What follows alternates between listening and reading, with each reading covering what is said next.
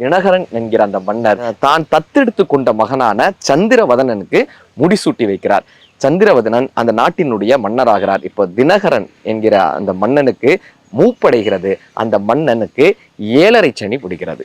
இந்த சனீஸ்வர பகவானினுடைய தோஷத்தினால் தினகரன் என்கிற மன்னர் தாக்கப்படுகிறார். தன்னுடைய தந்தை இந்த சனி தோஷத்தால் பாதிக்கப்படுகிறாரே என்பதை அறிந்த சந்திரவதனன் மனவேதனைக்கு உள்ளாகிறார். ஏன்னா தினகரனுடைய வாழ்க்கை மிகப்பெரிய போராட்டமாகிறது.